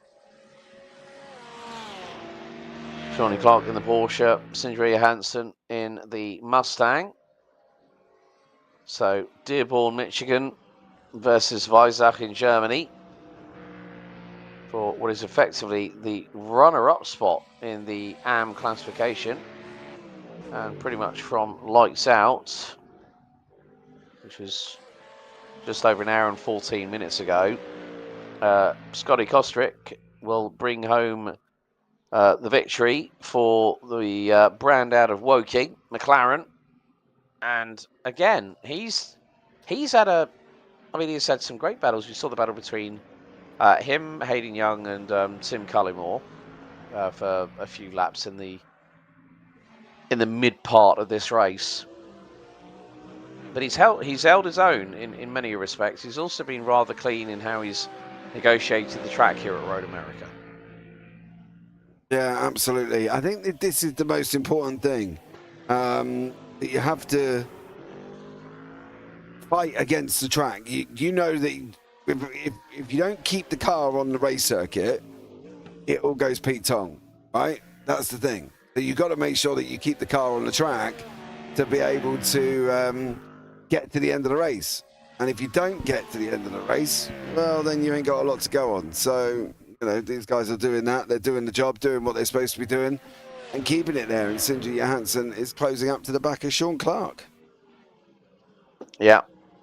And that gap is now just over half a second and closing. So the Porsche doing Porsche things when it handles nicely around a circuit, but when you want that straight good old gruff like grrr, rumble from the exhaust pipes and a little bit of power alongside it, well, you need the car. The number 10 from Norway is currently piloting at the moment. This time it won't be a pass by Sindri Johansson, but he's got just under 14 minutes to keep himself in Sean Clark's mirrors as oh, hang on, what did I see against? Was that Joseph's ping again? Possibly. Yeah. Oh, yellow. Okay, slow down penalty for Mark Ozier in the Harris McLaren.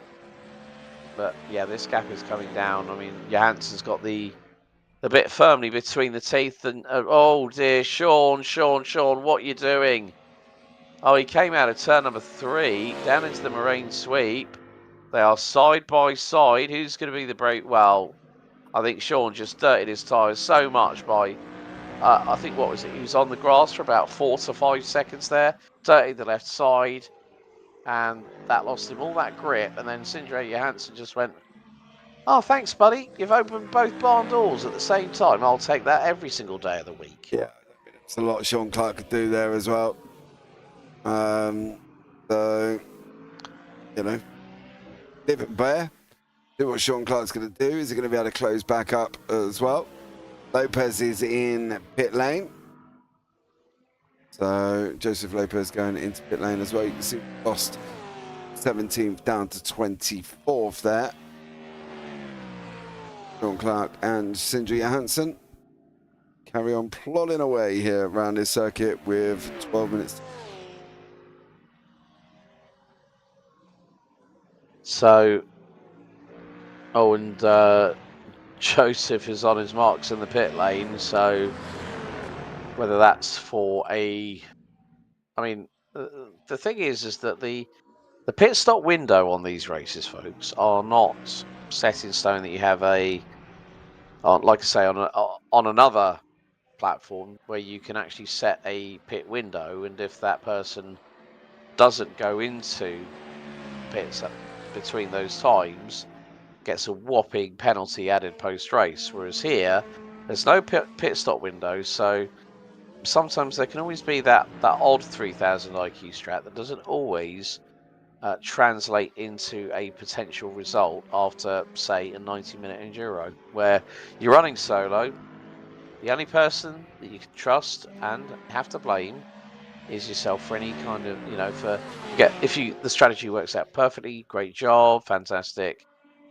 When it all goes Pete Tong, then it's a case of wondering what's going to be said in the next Discord conversation you have with somebody that is part of your team. Yeah, I think this is one of them things, isn't it, where at the end of the day, 90 minutes is a long time. Yeah.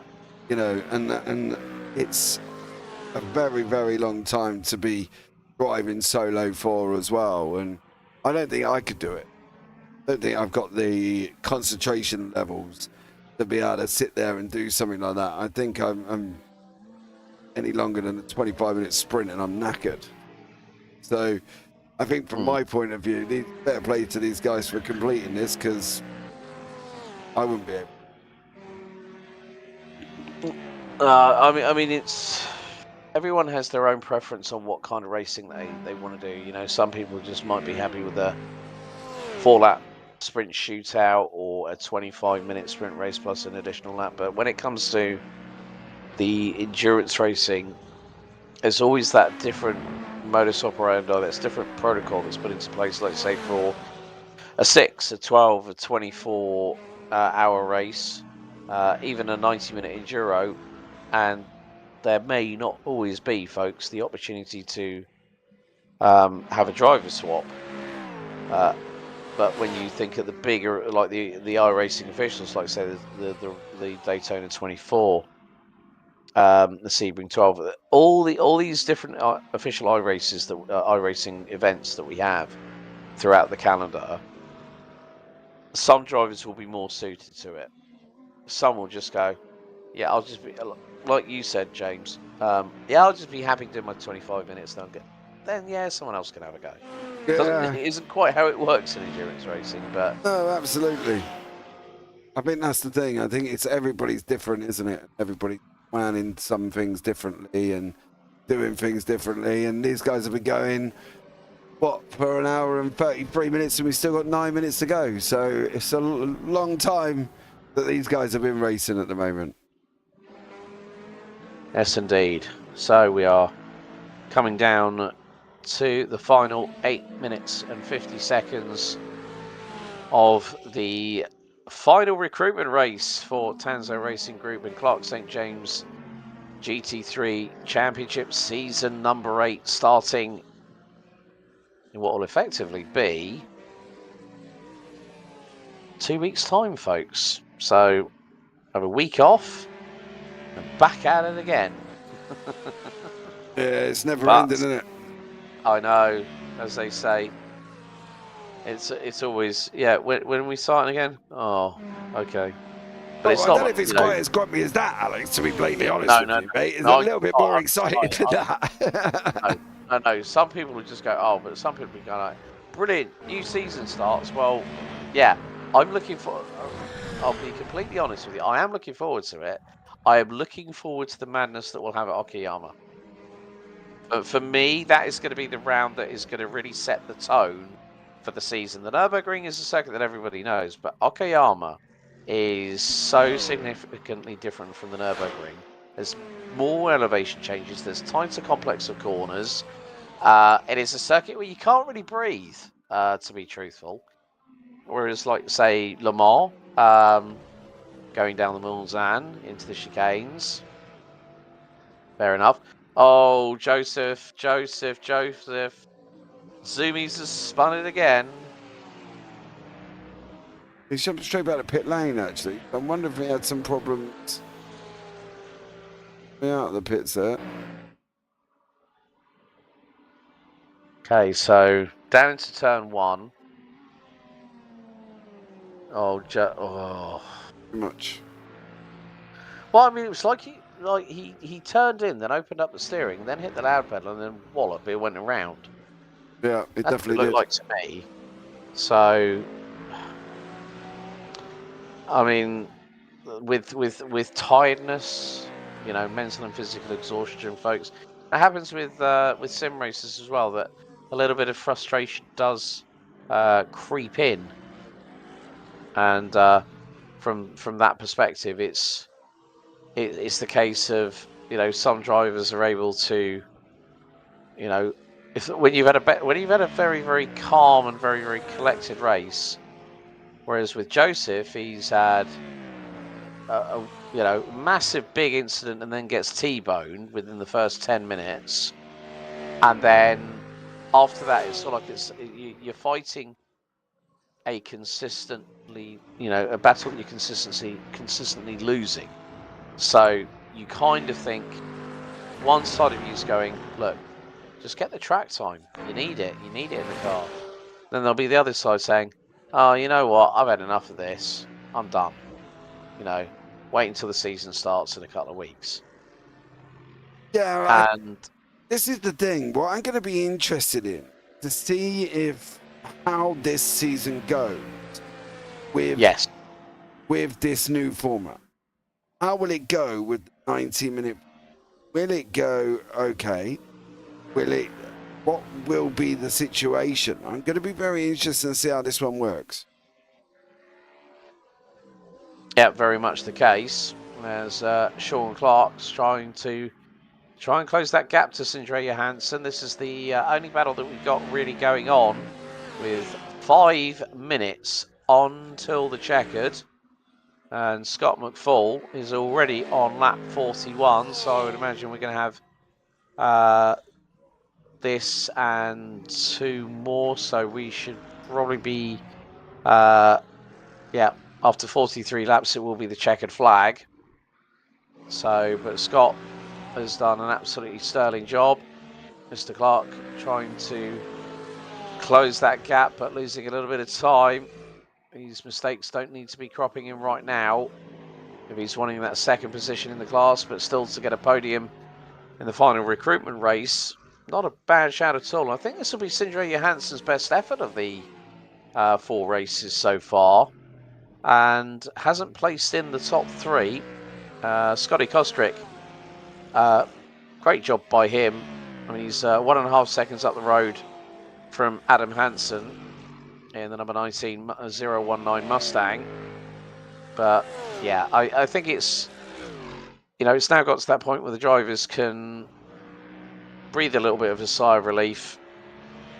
We still have 16 out of the 24 runners, so we've lost a third of the field over tonight's proceedings.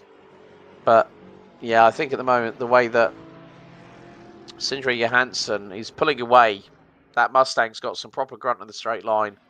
I think Shawnee Clark's going to have to reside himself with the fact it's going to be a P3 finish tonight in the class. Yeah, absolutely. I think, you know, Sean Clark, bar any major dramas, has done a stellar job. 3 minutes left, and this is it now. This is the final bit. They've just got to keep it on the racetrack. So is Scotty Kostrick as well. Got Hansen closing in, and they'll take the win in the AMS, of course. So a stellar job from all of these guys. It's been a long racetrack. Yeah, but I think out of the 4, in terms of like the and it's nothing to do with the fact that we've had 8 drivers retire from this race. It's far from it. For the first 30 minutes, it was a slobber knocker. You know, like literally first lap, it all kicked off as we knew it would, going down into turn 5 off of the Marine Sweep.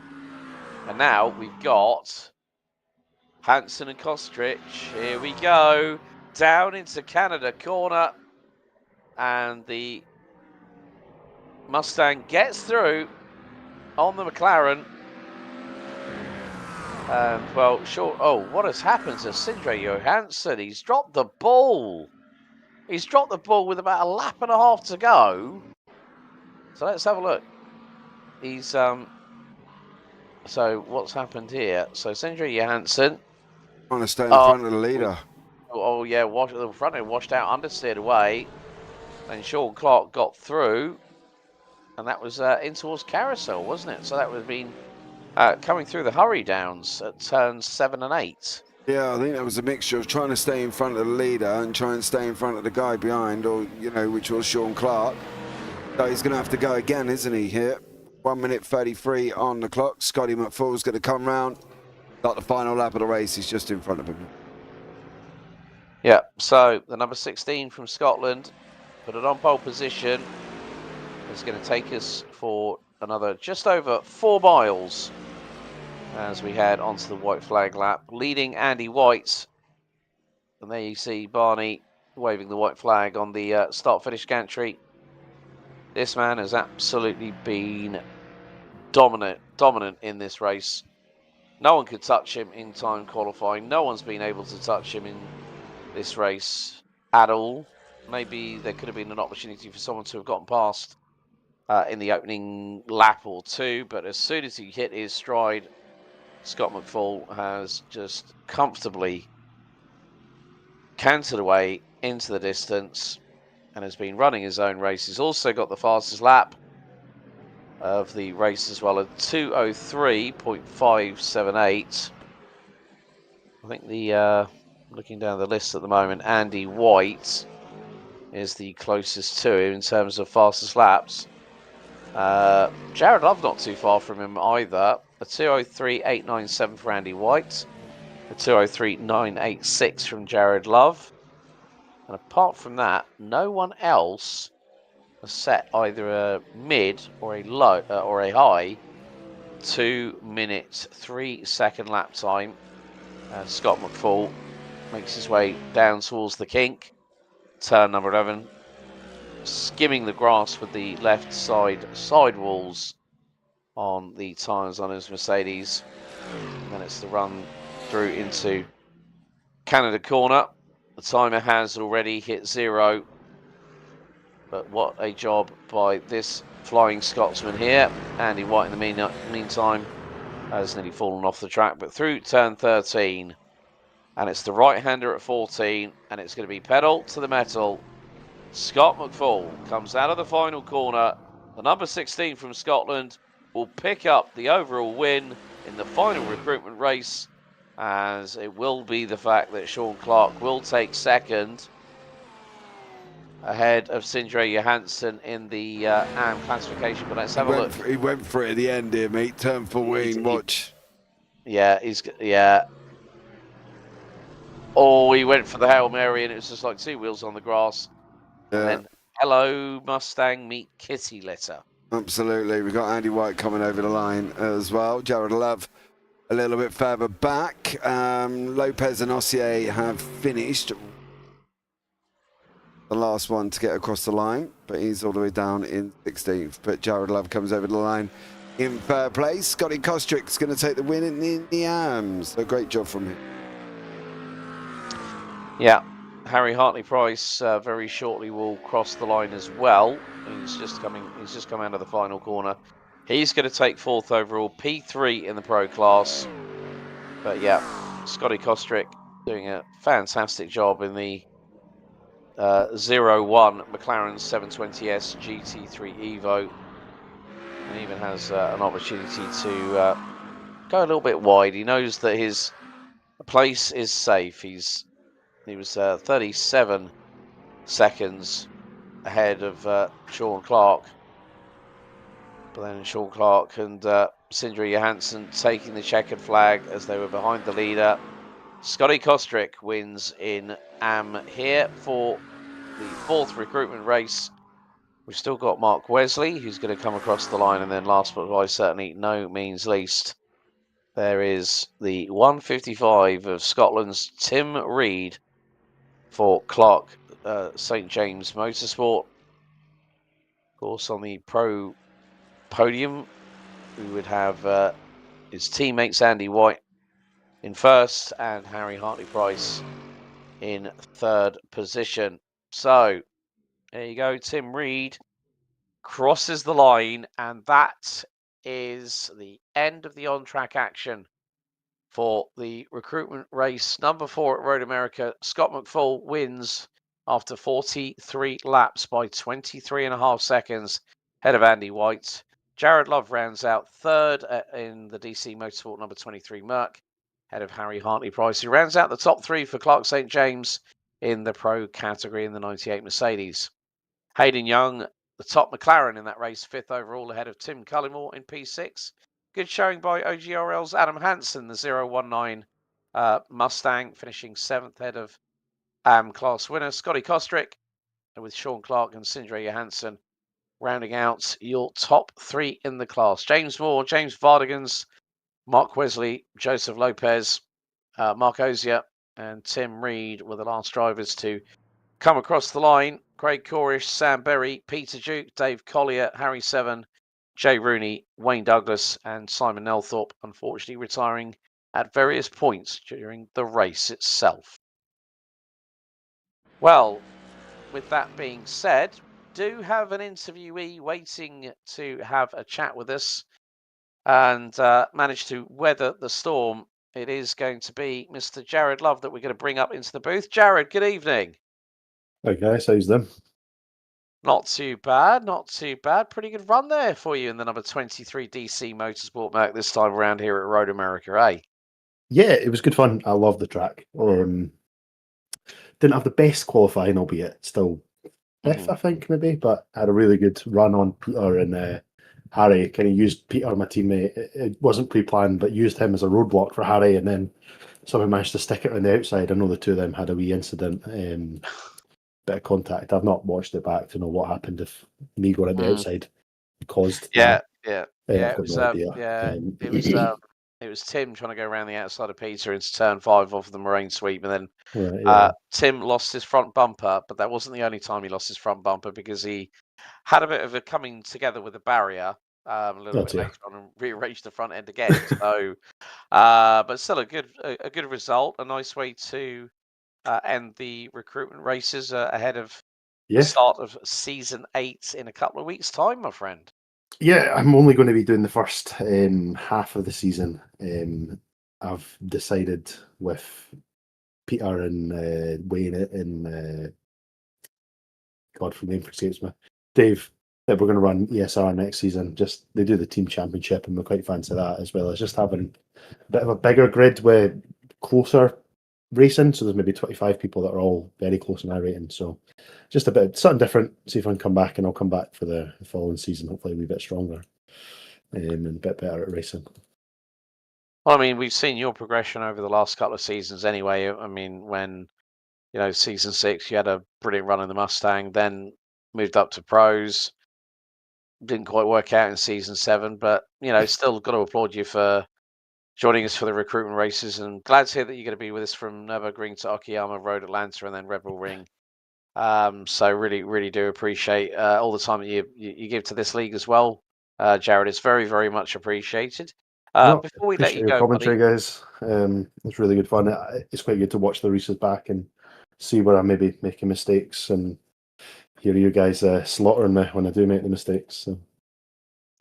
Well, Jared, thanks so much for your time, mate, and thank you very much for the wonderful compliment there. Anyone else you'd like to give a shout out to before we let you go tonight? Shout out to the wife, as always. She's brilliant on Monday nights, knowing that I've got my racing, so she sorts the kids out, does the bedtimes. She's aware that it's now going to be changing to a Thursday night, and the schedule changes, that'll throw up in there. But yeah, she does brilliant work. We just give her a wee bit of time on Monday nights, but throughout the week as well to get a wee bit of practicing, so I'm not a moving roadblock. Okay, fair enough. Point taken, Mr. Love. Well, Jared, it's been a pleasure as always, buddy. We'll see you for the first round of season 8 at Nürburgring in 2 weeks' time. Yes, guys. Thanks so much. I'll see you then. Yeah. Right, big thank you there to Jared Love. Let's bring in the Pro Class winner from Clark St. James Motorsport, Andy White, and the number 86 joins us. Andy, good evening. Good evening, gents. Well, Pro Class winner. Nice way to end these recruitment races in your view, wouldn't you say? Yeah, it was a good race. We've been there or thereabouts on the last couple. Winning Silverstone, a win here, so quite happy with that. To be fair, yeah. Yeah. I think it definitely got a bit fruity on the opening lap where we saw I think it was the battle between Peter and then Tim, and then we had Harry like trying to dart here, there, and everywhere like he normally does. So turn 5, lap 1 got a bit close for comfort, didn't it? Yeah, I saw it in my mirrors and I was like, oof, I was just waiting. And yeah, I saw them lot all run a bit wide. So I was just trying to stay with Scott and let him pull me away from that battle.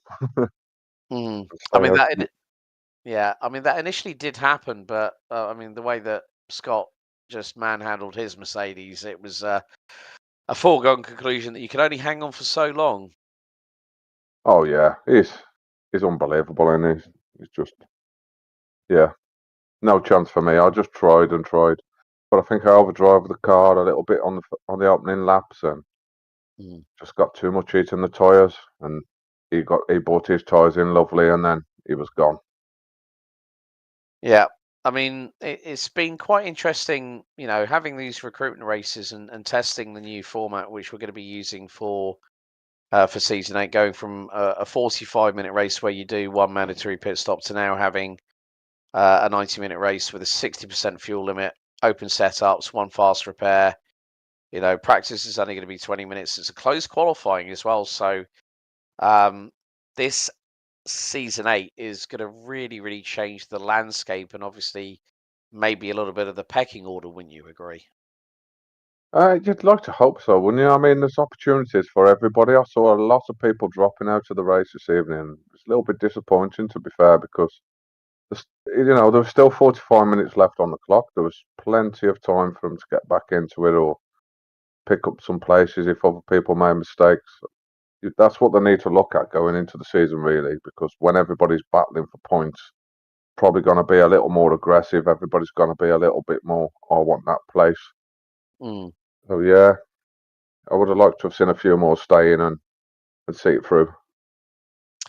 I mean, what are your thoughts on the format now that we've done all 4 of these recruitment races leading up into season 8? I mean, it's always nice to have a different format to spice things up, and as they do say, variety is the spice of life. What's the biggest thing that you've been able to learn as a result of doing these races here, Andy?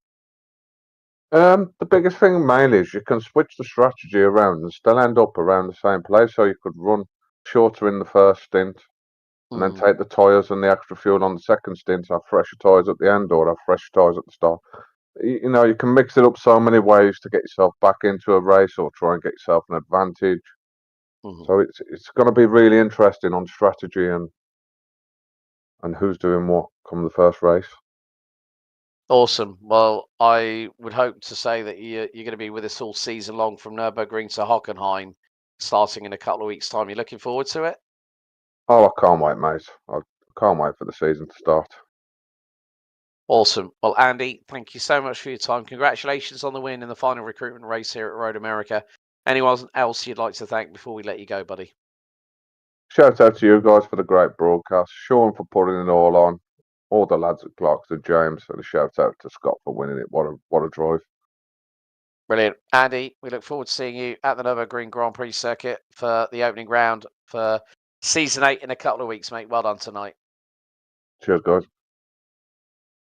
Okay, one more interview to go, and it's, well, the man that was in a class of his own from Scotland, Scott McFall, joining us. Scott, good evening.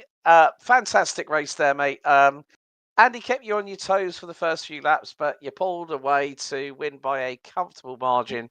Congratulations on the overall victory tonight. Thanks very much. Just thought I'd come back in and show some face for the Tanso guys. Andy and I had been asking for a wee while for me to come back and do some racing, so I had a free Monday and thought, why not? It was a good race. They've certainly improved with pace, some of the guys, which is very nice to see. First stint for me was basically just fuel save as much as possible. Buy the extra lap off it, and obviously try and get the less fuel at the end of the race. Seemed to work quite well.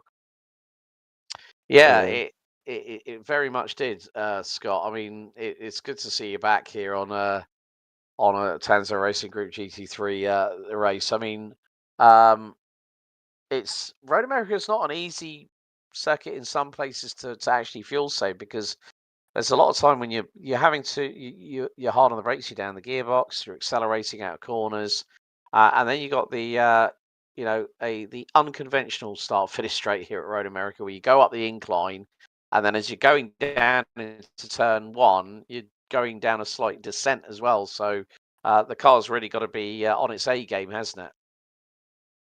Aye, definitely, especially with the way the temperatures kind of went a bit higher tonight. It seemed like it was there, but the minute you drove the car, it was just instantly an understeer if you didn't hold it properly. So the fuel saving helped with that side as well, because you get a better understanding of the car without overdriving it too much into the corners.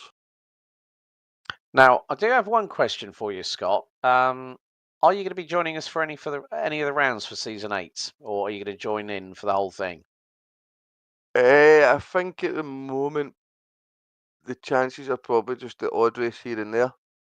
I think I'll leave the guys to keep fighting it out, because it's obviously, as I said, they've been improving and doing really well. So it'll be nice to see where they can battle amongst each other for the season. But yeah, I wouldn't count it out for dropping in for maybe 1 or 2 rounds as the season goes on. Brilliant. Well, congratulations on the win, Scott. Before we let you go, buddy, anyone you'd like to say thank you to? Yeah, I'll give a wee shout out for yourselves for the good broadcasting, continued work that you are doing with the Tanso guys, and shout out for Sean, keeping everything up to speed for the league and trying to improve it constantly. Any of the sponsors have got for the league, and a shout out to some of the guys, like Andy, Tim, Harry, and that have been working hard behind the scenes to try and find a bit more pace. They've been doing really well, so a wee shout out for the guys as well. Brilliant, Scott. Congratulations on the win tonight, buddy, and we look forward to having you back at some point during season 8. Well done on the win tonight. Thanks very much, guys. Take care. Yeah, mate. Right. So, really good to hear from Scott there, JP. Nice to hear that he's going to decide to jump in for a couple of rounds this season. But I think that's nice when we have an old face come back in. Okay, yes, it was a dominant performance, but one of the things I like that he said that people are improving in this league, and that is one of the beauties of what Tanso Racing Group and Clark St. James are trying to achieve with this GT3 Championship. Yeah, absolutely. I think that's going to bring a great season ahead, to be honest with you, and I'm looking forward to it. Should be an interesting one there, buddy. Yes, indeed. Don't forget to like, share, and subscribe, folks. Also, there's quite a lot happening. We've got FDL Player 1 Sim Formula League at Mount Panorama. We've got the NARS Virtual Modern Sports Car Championship, League 0, Virtual Race Circuit Racing TCR. We've got OGRL, IGB Fun, the 250 kilometer of Motorsport. So like I say, if you do want to watch any racing at the moment, click over to the link for the Radical SR8 Championship, Season 5, Round 2, underway at Donington Park. That's it from myself, Alex Goldschmidt, and James Parfitt. This has been a JP Broadcasting Network production. We will see you 2 weeks' time as Season 8 kick-starts at the Nürburgring Grand Prix circuit in the Eifel region of Germany. Until next time, race hard, race fair, and if in doubt, well, you better go flat out. We'll see you next time. Thanks for watching. Good night.